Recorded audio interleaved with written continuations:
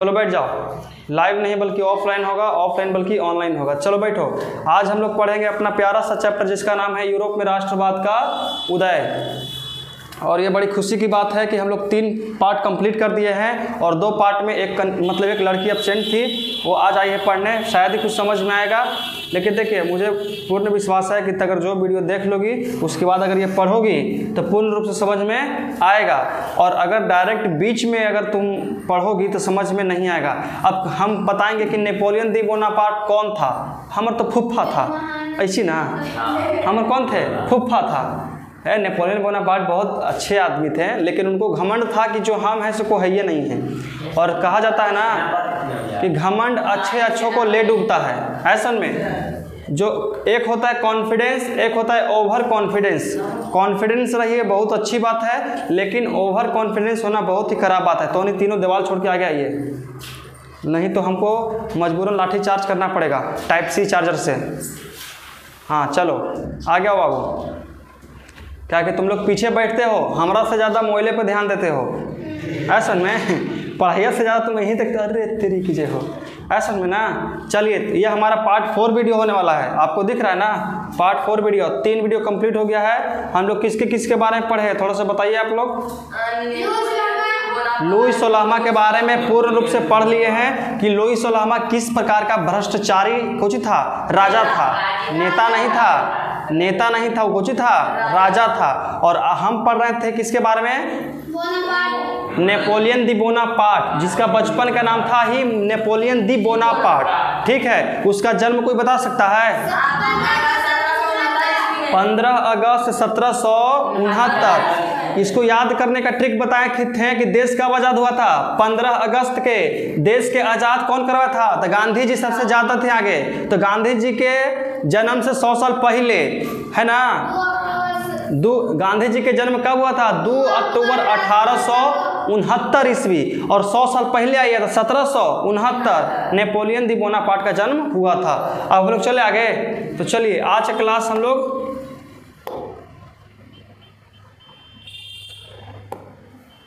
यही था ना जी। तो स्टार्टिंग हो गया हमारा। अब देखते हैं हम कहाँ तक चल गए हैं। ये सब खत्म हो चुका है। 1789 की फ्रांसीसी क्रांति, सामंतवाद बताए थे ना। उसके बाद मध्यम वर्ग। हम लोग किस वर्ग में आते हैं? मध्यम वर्ग में। मध्यम वर्ग का मतलब ना ज़्यादा अमीर और ना ज़्यादा गरीब। अब बताइए सर्वहारा वर्ग का मतलब गरीबों का वर्ग। किसका वर्ग?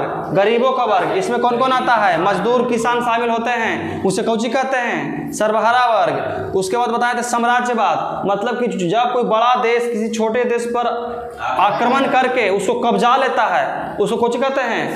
साम्राज्यवाद। मतलब कि किसी छोटे देश में अपना साम्राज्य कायम करना। ऐसा में चलिए ये सब कंप्लीट हो गया था। नेपोलियन भैया के देखिए, नेपोलियन देखिए है ना, ऐसे खड़ी कर ले हैं। हाँ नेपोलियन तुम्हारा फूफा तो है, हमको तो पता था। चलो ये सब कंप्लीट हो गया है। राष्ट्रवाद ये भी कंप्लीट है ना जी। चलो देख लो, उदारवादी के ये समझाया था ना कि इसमें कौची था, कि इसमें बताइए उदारवाद राष्ट्रवाद में हम कौची कल बताए थे कि आर्थिक समानता को कायम करना था। मतलब जिसके पास ज़्यादा जमीन जायदाद है उसको से छीन के और गरीबों में दान देना, गरीबों में बांट देना, उसी को कौची कहते हैं? उदारवादी। ये भी बताए थे। अब देखिए कल हम लोग यहाँ चल रहे थे।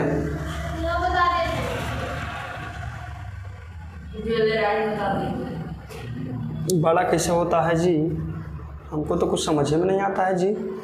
चलिए हमको अब समझ में आ गया। यही था ना, आप देख लीजिए एक नज़र।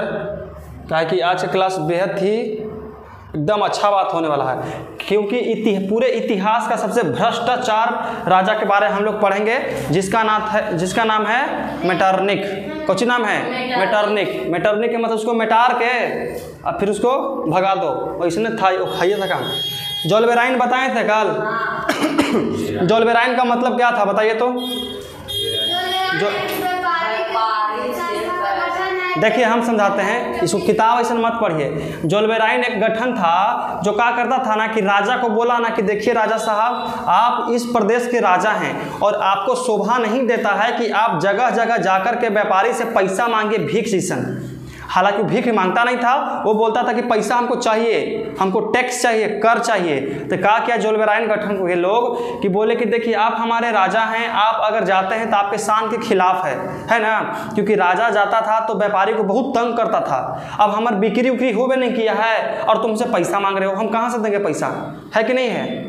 उसी तरह से क्या किया जोल्बेराइन वालन के एक गठन बनाया और मतलब यूरोप में, फ्रांस में सभी जगह जा करके एकदम प्यार से, एकदम इज्जत से व्यापारियों से पैसा मांगता था कि देखिए अगर आपके पास बिक्री हुआ है तो पैसा दीजिए और नहीं तो हम लोग अगला बार आपके पास आएंगे, ठीक है। लेकिन राजा ऐसा नहीं करता था। राजा क्या करता था कि हमको पैसा चाहिए तो चाहिए, नहीं दोगे तो तुम्हारा सामान लेके चल जाएंगे हम, तो बेचेगा कोची, राजा के मुँह आया समझ में। यहाँ तक कोई दिक्कत है तो बताइए यहाँ तक। चलिए अब हम लोग पढ़ेंगे किसके बारे में, देखिए अब हमारा स्टार्ट हो रहा है, किसके बारे में स्टार्ट होगा, तो रूढ़वादी की पूर्ण स्थापना। रूढ़वादी का मतलब होता है, क्या करें हम तो नाकों नहीं बंद कर सकते हैं जी, इतना हमारा पास दुख है, इतना कष्ट है, इतना परेशानी है, इतना तकलीफ है, इतना उलझन, इतना समस्या है, हम क्या बताएं तो नहीं के। चलिए जो होता है अच्छा के लिए होता है, तो नहीं अपन नाक बंद करके घुटन करके मर जाओ, अच्छा बात रहेगा।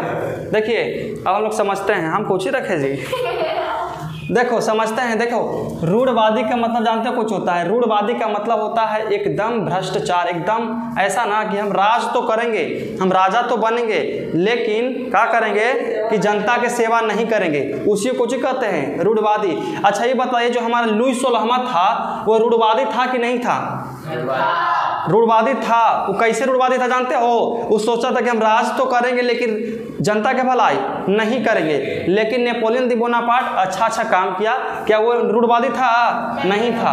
अब हम लोग देखेंगे कि रूढ़वादी की पूर्ण स्थापना का मतलब कि देखिए नेपोलियन दी बोनापार्ट मात्र 10-12 साल राज किए, उसके बाद उसको ऐसा घमंड हुआ ना कि देखिए मतलब कि अगर मान करके चले कि बिहार में कोई एक अच्छा नेता आ जाता है, कौन आता है बिहार में एक अच्छा नेता, जैसे में के पाठक आए थे ना, शिक्षा सुधार रहे थे, शिक्षा मान के चले सुधारें, अब बिहार के पूर्ण रूप से शिक्षा सुधार देते हैं, अब फिर चल जाते कहाँ, झारखंड में, कहाँ चल जाते हैं, झारखंड में, फिर चल जाते हैं पश्चिम बंगाल, तेलंगाना, कहूँ चले जाते हैं। अब क्या होता ना कि देखिए अगर आप अच्छा काम कीजिएगा तो आपके पीछे बुराई करने वाले बहुत सारे व्यक्ति होंगे, है कि नहीं है। अगर ज़्यादा अच्छा काम करोगे तो 3-4 को आपका दुश्मन भी बन जाएगा, कह रहे यार वो तो अच्छा काम कर रहा है, अगर वो अच्छा काम करेगा तो हम गलत पैसा कहाँ से कमाएंगे, है कि नहीं है। तो क्या किया था कि नेपोलियन दी बोनापार्ट अपने साथ साथ देखो फ्रांस को तो सुधार दिया, आसपास के देश को भी सुधारने चला था। और क्या किया कि एक बार वो चल गया, सब देश को सुधार करके चल गया रूस लड़ने, बोला कि हम चलते हैं रूस को सुधारते हैं। किसको सुधारेंगे, रूस को। ये बताइए इस धरती पर का सबसे बड़ा देश कौन सा है, सबसे बड़ा देश रूस है, जिसका क्षेत्रफल जानते हो कितना है, 1,75,00,000 वर्ग किलोमीटर है। कितना है, 1,75,00,000 वर्ग किलोमीटर। भारत जानते हो कितना बड़ा है, भारत का क्षेत्रफल है 32,87,263 किलोमीटर है, वर्ग किलोमीटर। समझ में आया, वर्ग किलोमीटर का मतलब होता है पूरा सरफेस, और किलोमीटर का मतलब सीधे लंबा एकदम, ऐसा में। तब भारत से कम से कम 5 गुना बड़ा है। कितना बड़ा है, 5 गुना से बेसी हो गया जी, 30-5 150, मतलब 6 गुना बेसी है भारत, ओकरा में 6 को समा सकता है, इतना बड़ा है रूस, ऐसा में। तो क्या किया ना कि चल गया रूस से लड़ने, रूस तो पहले ही से एकदम बड़का को देश था। और क्या किया ना कि रूस के साथ साथ 3-4 को वहाँ पर के देश है ना जो रूस के सपोर्ट में चल गया। अब बेचारा वो अकेले पड़ गया। ये बताओ हम अकेले चाह रहे हैं कोई के लड़े और उसके साथ 4 गो और दोस्तों हमको मारे लगा, हम बचा पाएंगे जी, हमको मार के कहीं फेंक ही नहीं देगा वो, हैं। अकेले वो रहेगा तो हम उसको भले मार देंगे, और कहीं 5 गो रहेगा, हम अकेले रहेंगे, क्या करेंगे हम, हैं, क्या करेंगे बताओ, कोई हमको छोड़ेगा। एक नसी हाथ पकड़ेगा, नसी हाथ पकड़ेगा, दोनों पैर पकड़ेगा, बोलेगा कि तोरा समझता है ना समझता है ना, नहीं लड़का में सब तो नहीं अति तो सब लड़का होगा, हाँ कि तोरा मैया ना ढोलल, तोरा बापा ना ढोलल, तोरा हम ही ढोले ली, तो इसे फेंक देगा धर के, है कि नहीं। उसी हुआ था नेपोलियन दी बोनापार्ट के साथ। क्या हुआ था, वो बेचारा अकेले चल गया लड़ने, नेपोलियन दी बोनापार्ट के साथ में हुआ था ये सब कहानी। लुई 16वां तो बेचारा ऐसे ही मर गया, उसको तो गेलोटिन पर ना रख के काट के। देख भाई, ये है वर्ल्ड कप। कौन है? World cup. एक तो बड़का बड़का झुल्फी ले ही था, अब वर्ल्ड कप दिखा रहा है कि देखो वर्ल्ड कप है, जीत गए हम लोग, है कि नहीं है। नेपोलियन दी बोनापार्ट रूस से लड़ने चल गया, और रूस से लड़ने गया, उसके साथ 5-6 को देश मिल गया, और नेपोलियन बोनापार्ट अकेले हो गया और इसको मार दिया गया। ऐसा मारा नहीं बल्कि बंदी बना गया। कुछ बना दिया, बंदी के एकदम। चलो, तो इसके बारे में हम पढ़ेंगे कि रूढ़वाद का पूर्ण स्थापना, मतलब कि जैसे लुई 16वां था ना। अब फिर अच्छा ये बताइए, लुई 16वां किस वंश का था? बोर्बो वंश का था। कुछ था, बोर्बो वंश था। वही वंश का फिर से स्थापना होगा। अब देखिए, वाटरलू का युद्ध, ये सबसे MBBI प्रश्न है। यहाँ से आपका देखो, ये जो है ना वाटरलू का युद्ध, ये आपका बहुत बार पूछा गया प्रश्न है। वाटरलू का युद्ध से आप क्या समझते हैं? वाटरलू का युद्ध से आप क्या समझते हैं? इसलिए पूछता है क्योंकि इसी युद्ध में जो नेपोलियन बोनापार्ट हैं वो हारे थे। कुछ हुए थे, हारे थे। और इतिहासकारों देखो, इतिहास में नेपोलियन बोनापार्ट अच्छा काम कर रहा था, तो उसका नाम तो अच्छा से होना चाहिए। और वहाँ जब हारा है तो उसका तो बारे में पूछना जरूरी है कि कहाँ हारा था, किस मैदान में हारा था। तो बताइए वो कौन सा मैदान था? वाटरलू। अच्छा, तो छोला भटूरा खाया है? छोला भटूरा, उसने नाम ना लग रहा है भटूरा। वाटरलू लू मतलब आलू। कोची? वाटरलू मतलब छोला भटूरा नहीं, वाटरलू का युद्ध। किसका युद्ध? वाटरलू का युद्ध। एकदम ध्यान से समझिएगा, वाटरलू का युद्ध कुछ हुआ था। सबसे पहले समझिए कि वाटरलू का युद्ध 18 जून 1815 में हुआ था। तो आपको यहाँ से एक क्वेश्चन निकल गया कि वाटरलू का युद्ध कब हुआ था? 18 जून 1815। 18 जून 1815 याद रहेगा। वाटरलू का युद्ध कब हुआ था? तो 18 जून 1815 ईस्वी में हुआ था। अब आगे पढ़िए, इसमें 1818 ईस्वी में लड़ा गया था। नेपोलियन का ये अंतिम युद्ध था। मतलब समझ में आया, ये मेरा अंतिम क्लास होगा। कब? जब हम इस धरती पर नहीं रहेंगे तब, और नहीं तो हम नहीं पढ़ाएंगे तब। उसी आधार पर ये नेपोलियन का अंतिम युद्ध था। कौन सा अंतिम युद्ध था? तो वाटरलू का युद्ध नेपोलियन का केमा युद्ध था? बताइए। अंतिम युद्ध था, मतलब सबसे लास्ट। इसके बाद कोई युद्ध नहीं लड़ा था। अब क्यों नहीं लड़ा था? अब देखिए, क्या उसका तलवार भुला गया था? नहीं। अब देखिए, इस युद्ध में एक तरफ फ्रांस, एक तरफ कौन था? फ्रांस। तो फ्रांस से कौन था मालूम है? फ्रांस से हमारा यह तो गए थे लड़े। कौन थे? नेपोलियन। देखो, यह है नेपोलियन की सेना। किसका सेना है? नेपोलियन की सेना। दिख रहा तुमको? और जहाँ पे लड़ाई हो रहा है ना, उस मैदान को किसका नाम देते हैं? वाटरलू का। जहाँ पे युद्ध हुआ है उस युद्ध का नाम कुछ है, वाटरलू। अच्छा, तो सोनीपत और पानीपत के नाम सुना है? सोनीपत और पानीपत में युद्ध हुआ है। सोनीपत में हुआ ना है, सोनीपत का युद्ध हुआ है। सोनीपत में 3 युद्ध हुआ है ना, पानीपत, सोनीपत। अब उस सब का नाम क्यों रखा गया? क्योंकि वहाँ पे युद्ध हुआ, उसी जगह पे युद्ध हुआ है ना, इसीलिए उस सब का नाम रखा गया। अब तो ने जालियांवाला बाग हत्याकांड सुना होगा।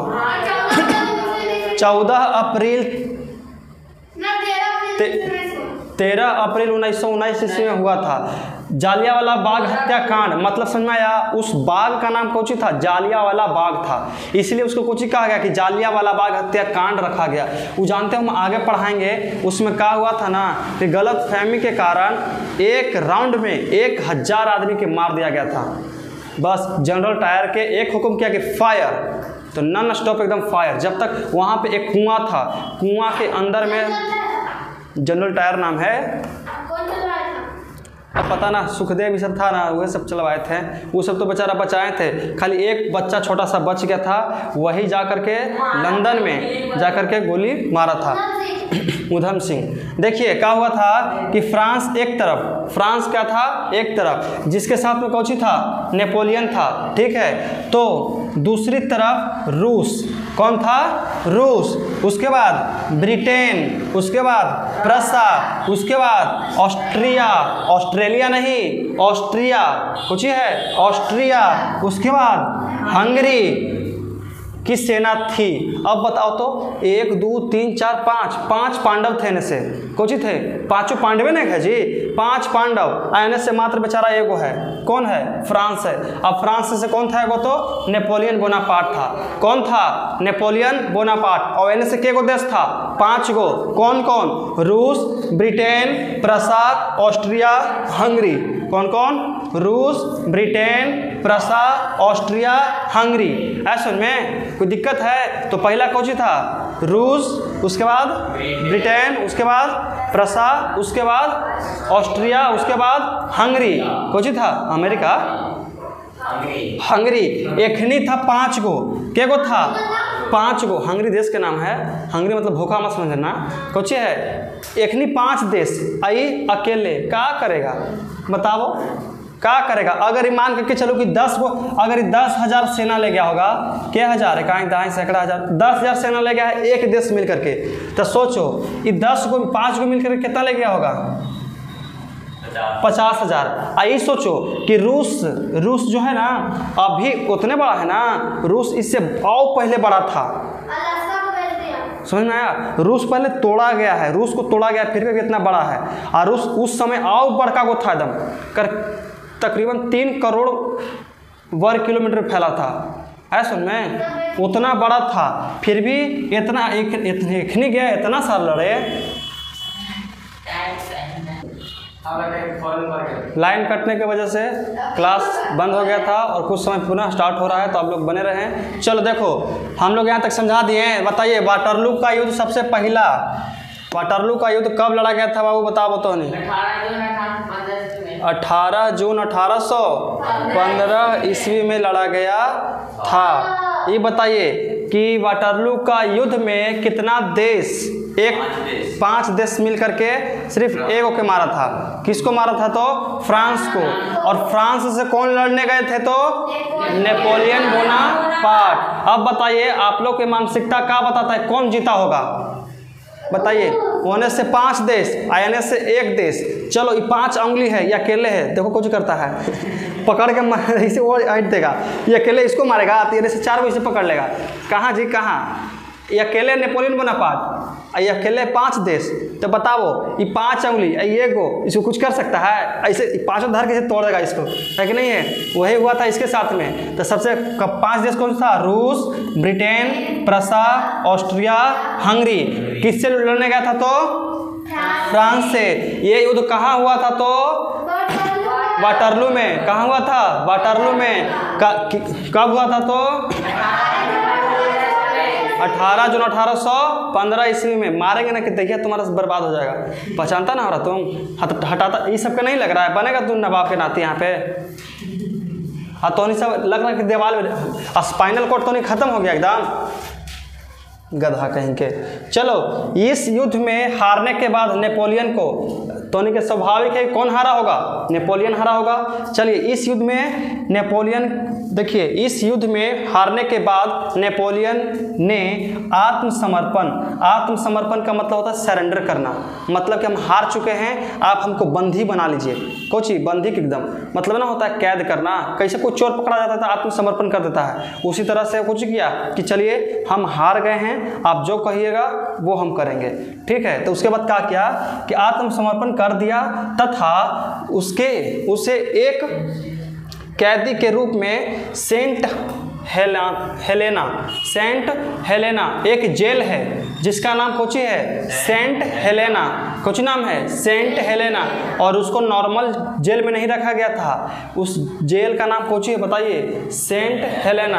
एक ऐसा जेल है ना कि मान करके चलिए कि पूरा में कोची है बाबू? पानी है।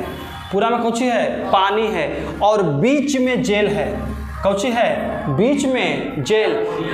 ये ना टापू। किसके ऐसा? टापू ऐसा। मतलब कि मान इधर भी 500 किलोमीटर तक पानी, 500 किलोमीटर तक पानी, 500 किलोमीटर तक पानी, 500 किलोमीटर तक कुछ है पानी। और इसी बीच में रखा गया था किसको? नेपोलियन बोनापार्ट को। उस जेल का नाम कौन सी था? तो सेंट हेलेना नाम था, सेंट हेलेना। अगर मान के चलो कि यहाँ से तोड़ा करके इसे भाग में जाता है तो इसको पैरते पैरते पैरते पैरते यहीं पर जाकर के मर जाएगा। अब सोचो कैसे, इस समुद्र के बीच में इसका अब्बू का समुद्र है कि मछली नहीं होगा, बड़का बड़का मछली होगा, एक गटाक में नीचे आज पेट भर गया। मछलियाँ इसी ने कहेगा जी, इतना बड़का को शरीर लेकर के जाएगा, यहाँ पर मगरमच्छ होगा चाहे शार्क होगा, एक जपाक में नीचे, कह के ये नया प्राणी खा रहे हैं, है कि नहीं? डेली मछली मछली का खाता है, आज आदमी के खाएगा तो कहेगा अरे आज कुछ नया डिश मिला है, रोज ऐसने मिल जाए तो रोज वो कैदी को छोड़ो भाग जाएगा। अब सोचिए कि 500 किलोमीटर तक कोई पैर सकता है जी? कोई 1 किलोमीटर तक पैर सकता है? बिल्कुल नहीं। 1 किलोमीटर बहुत मुश्किल से पैर सकता है। 1 किलोमीटर समझते हो पैर करके जाना, हाथ दुख जाता इसे करे में। अब सोचिए यहाँ से जाएगा पैर करके, अगर भागेगा तैयो मरेगा और नहीं भागेगा तैयो मरेगा, अगर भाग जाएगा तो तुरंत मरेगा और नहीं भागेगा तो अंतिम सांस तक मरेगा, है कि नहीं है? अगर खाना पीना उसका सब व्यवस्था कर रहता है कि कौची काला पानी का जेल नहीं है बाबू, तुम समझ रहे हो ना? वो काला पानी का जेल में नहीं रखा गया था। एक है बाबू काला पानी का जेल, वहाँ पे काला पानी का जेल का मतलब होता है ना कि एक बार सफाई हो गया ना तो 10 साल तक वहाँ सफाई नहीं होता है, कुछ भी नहीं होता है। समझ में? आपको बासी तासी खाने के लिए देगा, वो सब आम आदमी के नहीं देता है। जैसे भगत सिंह ये सब थे ना, वो सबके अंग्रेज रखा था काला पानी की जेल में। कहाँ रखा था? काला पानी के जेल में। वहाँ इतना मतलब कि अत्याचार किया जाता है ना उस जेल में कि आप सोचिएगा ना, आप भगवान से मांगिएगा कि हमको मृत्यु दे दीजिए, कुछ दे दीजिए मृत्यु, हम नहीं जीना चाहते हैं। उस जेल में जाकर के कैदी सब ऐसा कहता कि हमको मृत्यु दे दीजिए, हमको जीना नहीं है अब, है सुन में। लेकिन इतना वहाँ मतलब कि कष्ट दिया जाता है ना, 3rd डिग्री टॉर्चर दिया जाता है वहाँ पर, बहुत अंत सीमा तक उसको वहाँ टॉर्चर किया जाता है। यहाँ तक समझ में आ गया ना? तो बताइए, सबसे पहले ऊपर से चलते हैं कि वाटरलू का युद्ध 18 जून 1815 में हुआ। अब बताइए किसके द्वारा लड़ा था? तो नेपोलियन का ये अंतिम लड़ाई था। और इस देश में फ्रांस एक तरफ था और 5 देश एक तरफ था, ठीक है। उसके बाद समझेंगे इस युद्ध के बाद नेपोलियन ने आत्मसमर्पण किया। आत्मसमर्पण का मतलब क्या होता है? सरेंडर करना, कि चलो भैया हमको ले चलो जहाँ लेके चलना जहाँ, ऐसा में। उसके बाद क्या किया कि सेंट हेलेना नामक जेल में उसको रख दिया गया, नामक टापू पर भेज दिया, जहाँ 52 वर्ष की आयु में 1821 ईस्वी में उसकी मृत्यु हो गई थी। बताइए तो नेपोलियन बोनापार्ट की मृत्यु कब हुई थी? 1821 ईस्वी में। और 1821 ईस्वी में वो कितने वर्ष का था? कितना वर्ष का था? 52 वर्ष के। है सुन में, कितना वर्ष का था? तो 52 वर्ष का था। यहाँ तक आपको समझ में आया? नेपोलियन का अंतिम चरण का पढ़ाई था, जहाँ से हम लोग नेपोलियन के बारे में अंत करते हैं पढ़ने के लिए। यहाँ तक किसी को तो कोई दिक्कत है? बताइए, किसी प्रकार कोई समस्या? तो चलते हैं हम लोग अपना एक नया सा क्वेश्चन पे और देखते हैं कि अगला क्वेश्चन आता है। अब देखिए, अब हमारा आता है वियना सम्मेलन का लक्ष्य क्या था। वियना सम्मेलन का लक्ष्य क्या था? एक अगला टॉपिक हमारा स्टार्ट होता है वियना सम्मेलन। कुछ होता है वियना सम्मेलन। अब वियना सम्मेलन का मतलब, सम्मेलन का मतलब जानते हो कुछ होता है? मतलब कि सम्मेलन का मतलब कि एक झुंड बनाना, कुछ बनाना, ग्रुप बनाना। नहीं कहता कि चलो वहाँ सम्मेलन लगा है, तो मेला लगा है। मेला मत सम्मेलन मतलब मेला। मेला का मतलब होता है लेमचूस बिस्कुट बिकता है। और सम्मेलन का मतलब होता है एक कमेटी बनता है, वहाँ पे आपको सुधार और बिगाड़ के नियम बनाया जाता है कि हम भारत को किस तरह से चलाना चाहते हैं और किस तरह से बिगाड़ना चाहते हैं। ऐसे जैसे में दिल्ली में है, दिल्ली में संसद है ना जी, सब कुछ बैठ करके प्रधानमंत्री, मुख्यमंत्री, राष्ट्रपति सब बैठ करके सब राज्य के बारे में सोचते हैं कि यहाँ इतना पैसा देना चाहिए, यहाँ बिजली देना चाहिए, यहाँ नहीं देना चाहिए। उसी प्रकार से एक सम्मेलन हुआ था जिसका नाम कोची है? वियना सम्मेलन है। अब देखेंगे कि वियना सम्मेलन कब हुआ था, आपको मालूम है? जब नेपोलियन बोनापार्ट मरा, कुछ किया, नेपोलियन बोनापार्ट मरा और उसके बाद तुरंत कुछ हो गया वियना सम्मेलन। अब वियना सम्मेलन में जानते हो कुछ हुआ था? वियना सम्मेलन में हुआ था कि जितना भी नेपोलियन अच्छा अच्छा काम किया था उस सब के खत्म कर दो। कुछ कर दो, खत्म कर दो। और खत्म करके कुछ फिर से वही भी बना लो। जो लुई 16वां बनाया था, ज़्यादा टैक्स लेता था, संचार व्यवस्था को महंगा कर देगा, अब यहाँ से वहाँ जाने के लिए महंगा कर देगा, कर बेसी कर देगा, सामंती व्यवस्था को लागू कर देगा, रूढ़वादी व्यवस्था आ जाएगा। ऐसा में तो देखिए इसमें क्या हुआ था कि वियना सम्मेलन का उद्देश्य नेपोलियन के द्वारा यूरोप की राजनीतिक में लाए गए परिवर्तनों को समाप्त करना और पुरानी व्यवस्था को लागू कर देना था। मतलब समझिए, देखिए नेपोलियन बोनापार्ट अच्छा काम किया था कि नहीं किया था, कितना मस्त काम किया था। सामंती व्यवस्था को समाप्त किया था, संचार व्यवस्था को एकदम सुगम और सस्ता किया था, है कि नहीं है, और यातायात की सुविधा भी कुछ किया था, सस्ता किया था। अब क्या होगा, सबको हटा दिया जाएगा और कुछ करेगा, फिर से सब कुछ महंगा होगा, फिर से एक बार महंगाई की बोलबाला होगा और गरीबों को फिर से सताया जाएगा, कुलीन वर्ग और पादरी वर्ग का फिर से बोलबाला होगा। ऐसा में चलिए तो आप समझिए, यहाँ तक समझ में आया कि वियना सम्मेलन किस उद्देश्य से हुआ था, तो नेपोलियन ने जो काम किया था उसको बदलना था, है ना। अब देखिए 1789 से 1815 तक जो भी घटना घटी, देखिए 1789 से 1815 के बीच में जो भी घटना घटी है उसे दोहराया ना जाए और नेपोलियन के द्वारा जो भी विकास का आंदोलन चलाया गया उसे दबा दिया जाए, और कहा गया कि यूरोप में जैसी स्थिति है वैसी ही परिवर्तन नहीं होना चाहिए। साफ साफ कह रहा है, साफ बात कह रहा है कि जो भी नेपोलियन बोनापार्ट किया था उस सब को कुछ करना है, बर्बाद कर देना है, और फिर से हम लोग झोला छाप और कुछ कहा जाता है वो सबके जी ढकोसला, एकदम रूढ़वादी का मतलब होता है अत्याचार करे वाला, समझ में आया। अब वही व्यवस्था फिर से लागू होगा। नेपोलियन बोनापार्ट खत्म हो गया और अब हमारा जानते हो गद्दी पर कौन बैठेगा, अब हमारा गद्दी पर बैठ जानते हो कौन बैठेगा, अब बैठेगा मेटरनिक तो नहीं बैठेगा, मेटरनिक किसी को बैठाएगा, है सुनिए, मेटरनिक किसी को बैठाएगा, तो किसको बैठाएगा, लुई 18वां को। किसको बनाएगा, लुई 18वां। लुई 16वां का वंशज था कोची, लुई 18वां। तो लुई 16वां था बुर्बो वंश का, है ना, और लुई 18वां कौन वंश का रहेगा, तो बुर्बो वंश का ही रहेगा, मतलब कि उसी वंश का फिर से कोई ना कोई राजा बनेगा। तो देखिए आपको यहाँ तक समझ में आ गया जो भी बताएं, यहाँ तक में कोई दिक्कत है गुंजान। अब देखिए यहाँ कहता है कि वियलन का संधि का मतलब होता है सम्मेलन, संधि मतलब कुछ होता है सम्मेलन। तो कब किया गया था, तो 1815 ईस्वी, 1815 ईस्वी। नेपोलियन बोनापार्ट की मृत्यु कब हुआ था, तो 1821, 4 साल के बाद हो गया सम्मेलन। ऐसा में 4 साल के बाद कुछ हो गया, वियना का सम्मेलन हो गया। कोई दिक्कत यहाँ तक, 1815। अच्छा हाँ देखिए, क्योंकि जानते हो 1821 में उसका मृत्यु हुआ, लेकिन वो कैद हुआ, हाँ कैद हुआ था कब, 1815 ही में वो कैद हो गया था, और कैद जैसे हुआ सम्मेलन हो गया। बेचारा वो तो जेल में था 6 साल के बाद उसका मृत्यु हो गया। 15 में कैद हुआ, 21 में मृत्यु, तो 6 साल वो जेल में रहा, उसका तो कुछ हो गया, उसका मृत्यु हो गया। अब देखिए वियना संधि का अध्यक्ष कौन था बताइए, इसको कहो मेटरनिक, कौची कहो मेटरनिक। मेटरनिक का मतलब जानते हो कौची, ऐसे मेटरे वाला सिस्टम ना है का इसमें जी, हाँ मेटरनिक का मतलब इसमें मेटारे वाला मेटरनिक। ऐसा में मेटरनिक इतना मतलब भ्रष्टाचार था ना, मेटरनिक का बस अपना जीवन में एक ही बातें कहा था, हम शासन करेंगे और ज़रूर करेंगे, लेकिन जनता का भलाई बिल्कुल नहीं करेंगे, जनता का भलाई बिल्कुल नहीं करेंगे, हम राज करेंगे, हम पैसा लेंगे और ज़रूर लेंगे, लेकिन तोनी के अच्छा नहीं पढ़ाएंगे, हमको जीवन में यही बोलबाला रहेगा। तो तोनी बताओ, हमको जहाँ जाएगा जहाँ कहेगा, अरे मास्टरवा कहता था कि पैसा लेंगे लेकिन पढ़ाएंगे निमन नहीं, है कि नहीं है। उसी तरह से कहता था ना कि हम राज करेंगे जनता पर, जरूर करेंगे, और हमको कोई रोकेगा भी नहीं, लेकिन जनता के भलाई नहीं करेंगे।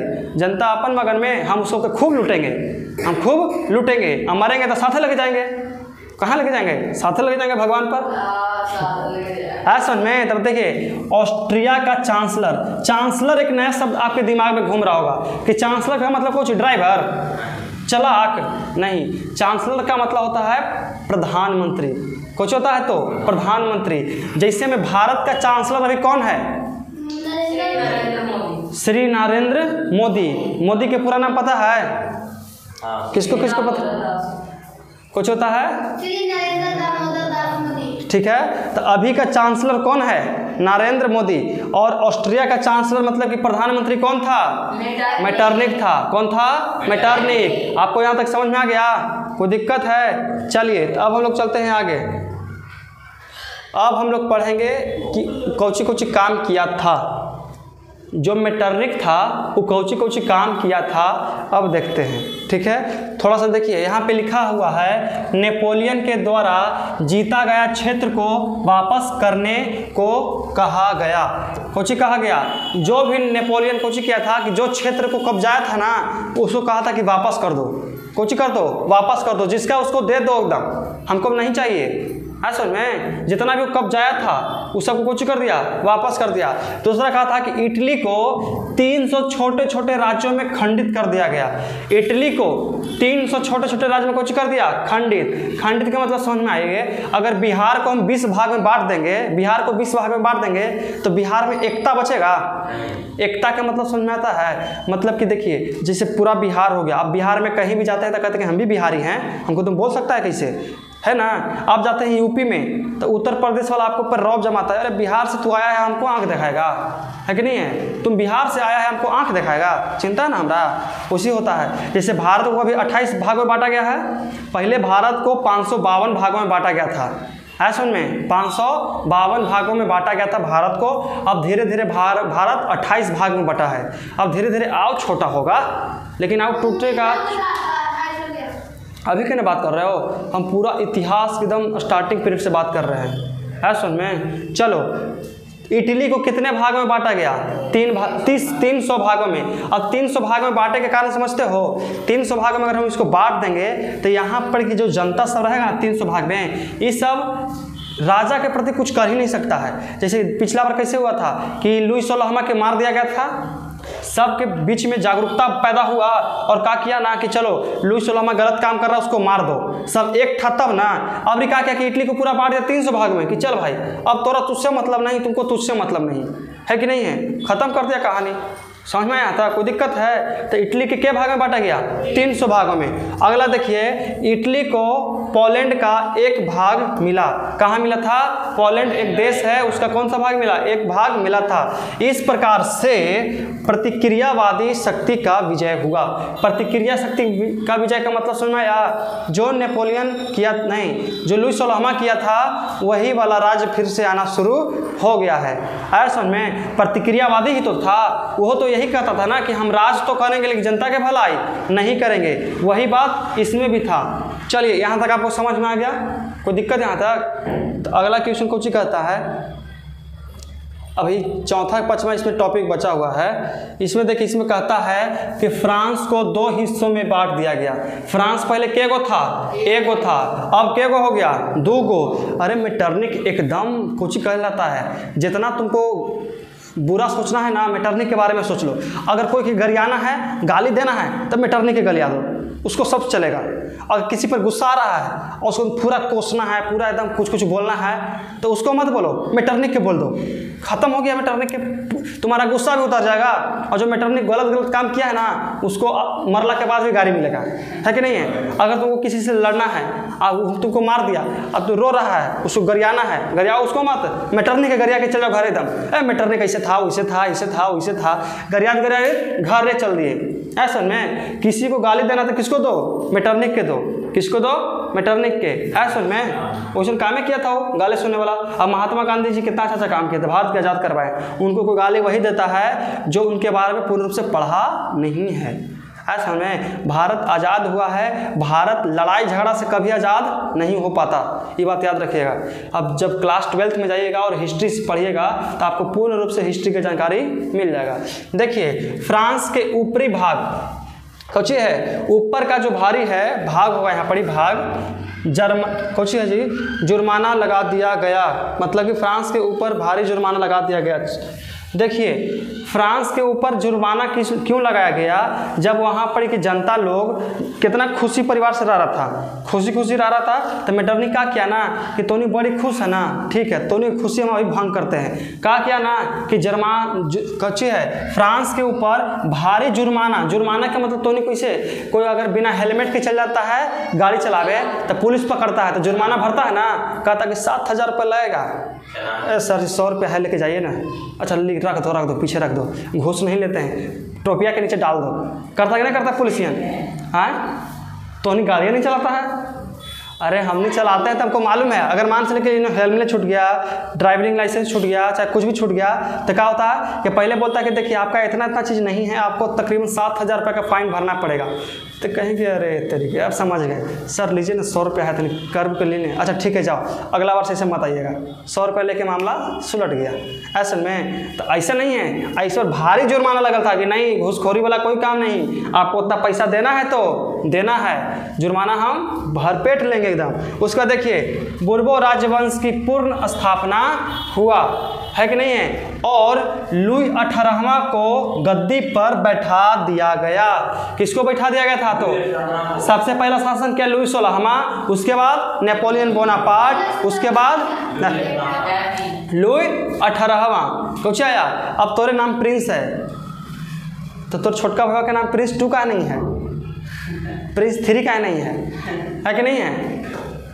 अब जैसे में मधु के नाम है मधु है ना, और सबसे बड़ बहन के नाम कौन सी है मुस्कान, डॉली के नाम डॉली का है, मुस्कान 2 रखा जाता, इसको मुस्कान 3, ऐसा नहीं ना होता है, नाम कुछ भी दे सकते हो, लुई 15वां दे सकते थे इसको, है कि नहीं है। ऐसा में तो बताइए फिर से इस राज्य गद्दी पर कौन विराजमान किया, लुई 18वां, और लुई 18वां को कौन बैठाया था गद्दी पर, मेटरनिक, जो कहाँ का चांसलर था, ऑस्ट्रेलिया नहीं बाबू, ऑस्ट्रिया, ऑस्ट्रिया का कौची था वो, चांसलर था, कौची था चांसलर, चांसलर का मतलब क्या होता है तो प्रधानमंत्री। आया समझ में। अब चलिए हम लोग आगे देखते हैं, यहाँ तक आपको कुछ समझ में आया ना, आप लोग को नोट्स कर लेना है कल के कल पूरा के पूरा, अगर आपको पीडीएफ चाहिए तो पीडीएफ सेंड कर देंगे।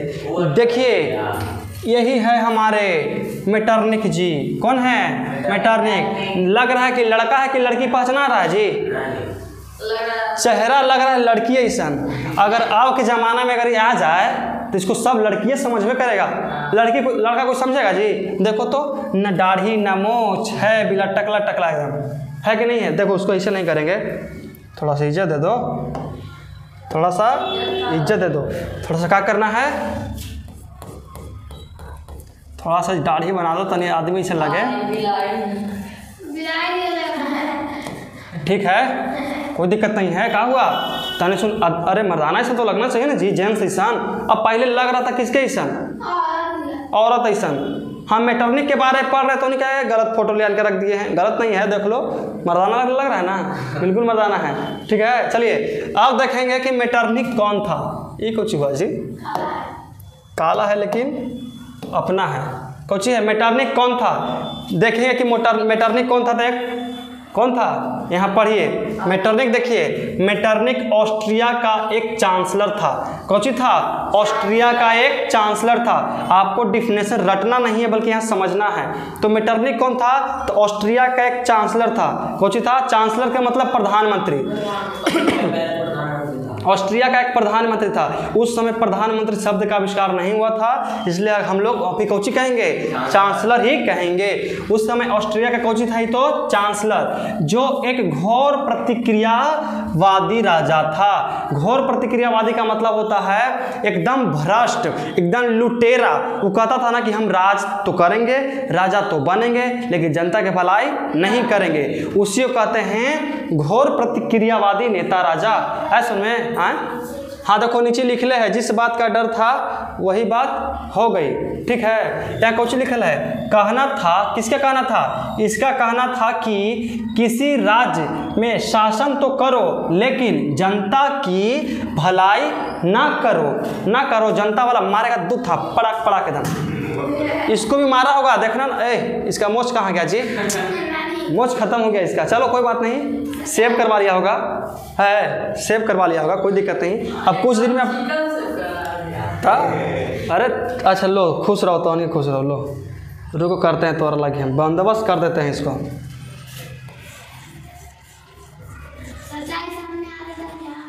ऐसे करो,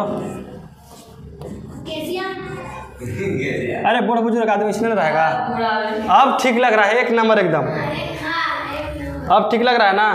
तो अच्छा बताइए, जो मेटरनिक था वो ऑस्ट्रिया का कौन था? चांसलर। कौन था? चांसलर। जो एक कैसा राजा था? घोर प्रतिक्रियावादी, या तो भ्रष्टाचार, या तो लुटेरा, या तो ठप्पा, एकदम कहो एकदम जोची का। अरे जितना हम बताएं ना कि जितना तो नहीं कोई से लड़ाई झगड़ा कर लो, और जितना तुमको मन में गुस्सा रहे सब मेटरनिक पर उतार दो। सब किस पर उतार देंगे? मेटरनिक पर। ऐसा में अब देखिए, कहता था कि हम लोग शासन तो करेंगे लेकिन जनता के भलाई नहीं करेंगे। यहाँ तक समझ में आया? अब यहाँ देखिए, मेटरनिक काल से आप क्या समझते हैं? काल का मतलब होता है युग। कुछ होता है युग, मतलब मेटरनिक का समय कब से कब था। मतलब कि देखो हमारा क्लास का टाइमिंग कब से कब है। अगर देखो तो नहीं एक आध दिन पढ़ूँ भी नहीं आएगा, मान चुके आज पढ़े नहीं है, कल नहीं पढ़े आएगा, तो 7 बजे से हमारा क्लास रहता है। क्या बजे से रहता है? 7 बजे से। तो तोहनी के घर में अगर जाओ, घर में रह जाओगे, छुट्टी ले लोगे, अगर 7:30 हुआ तो तोहनी के दिमाग में यही आएगा कि अभी बिट्टू भैया के क्लास चल रहा होगा, क्योंकि समय मेरा है। 7 बजे से 8 बजे तक के बीच में किसका समय है? हमारा समय है। और अगर 6 बजे से लेकर के 7 बजे तक अगर कोई तो नहीं घरे रहोगे, ये किसका समय है? देवराज सर की क्लास है ना। अगर तो नहीं पढ़े आएगा तो कहे कि नहीं अभी तो चल रहा हो, किसका चल रहा होगा? तो देवराज भैया के चल रहा है, ठीक है। और अगर 7 से 8 के बीच में सोचेगा तो किसको सोचोगे? हमको सोचोगे।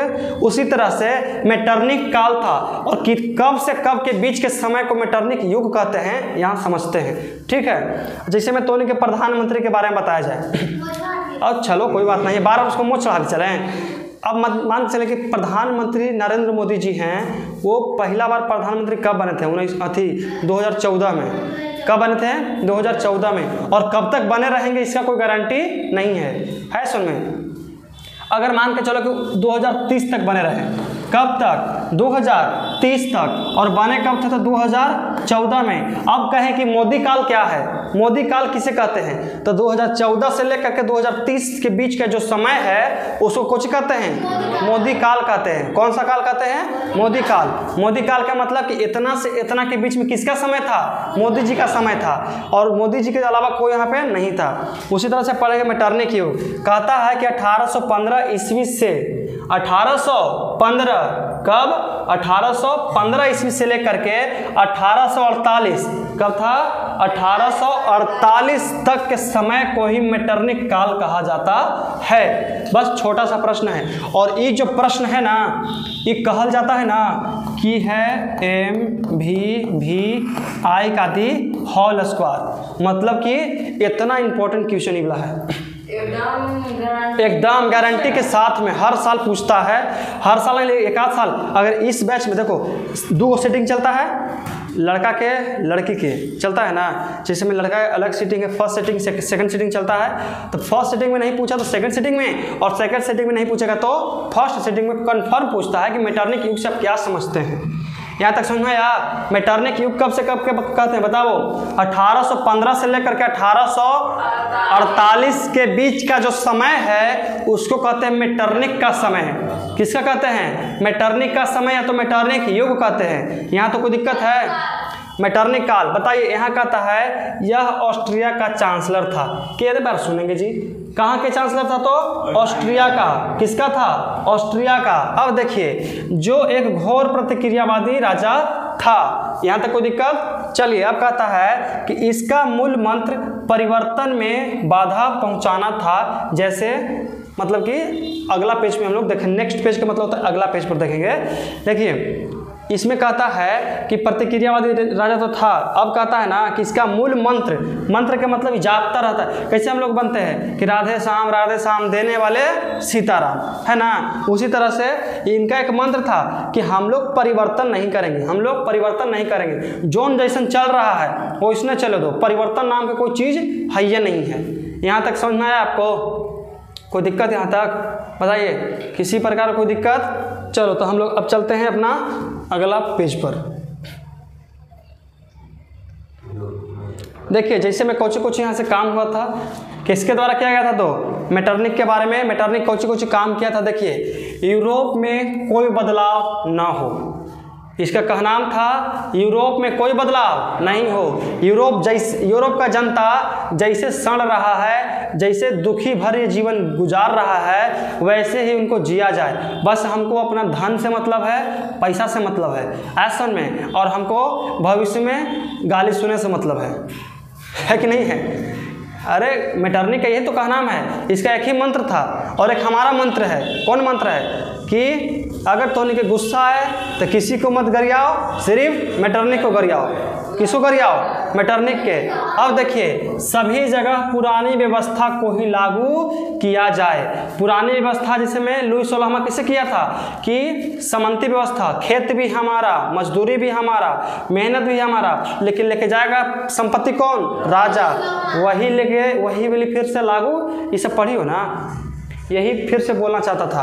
अब कहता है कि शासन करो लेकिन किसी तरह का कोई बदलाव ना करो, है कि शासन तो करो लेकिन किसी प्रकार का कोई बदलाव नहीं करो, ठीक है। उसमें कहता है कि प्रेस पर कुछ है पाबंदी। प्रेस का मतलब जानते हो कुछ होता है? अखबार, जिसमें मीडिया वाला। अब हमारा बिहार में कुछ होता है तो मीडिया वाला चाहेगा तो पूरा भारत में दिखा सकता है, और अगर हम वहाँ मीडिया वाले के पहुँच ही नहीं देंगे तो हमारा जिस क्षेत्र में जो चीज़ हुआ है वहीं पे दब के रह जाएगा। अभी बताइए, देखिए 30 कोची अभी चल रहा है अगस्त ना, इससे पहले कौन सा महीना चल रहा था? जून जुलाई चल रहा है। 30 जुलाई को झारखंड में ट्रेन एक्सीडेंट हुआ है। मालूम है कि नहीं मालूम है? झारखंड में मालूम है ना जी? अरे देवराज हुआ है ना? 30 जुलाई को झारखंड में ट्रेन एक्सीडेंट हुआ है। मुंबई एक्सप्रेस वे था, टकरा गया है। तो हमको पता कैसे चला? हम वहाँ गए थे, देखे। बताइए वहाँ कुछ किया प्रेस या तो मीडिया वाला? प्रेस और मीडिया वाला एक होता है, समझ आया? तो वही ना हमको दिखाया गया है। तो बताइए वो क्या करता था ना कि इस पर पाबंदी लगा दो। इस पर पाबंदी लगाएंगे तो अगल बगल के किसी आदमी को पता नहीं चलेगा कि यहाँ पे कौची हो रहा है। अभी हम बंद रूम करके पढ़ा रहे हैं, अतोनी के मार रहे हैं, पीट रहे हैं, लठिया रहे हैं, बाहर वाले को पता चलेगा नहीं? अरे वो कैमरा लगा देंगे और लाइव चलाएंगे, चलो बाबू देखो ऐसे मारा जाता है, ऐसे पढ़ावल जाता है।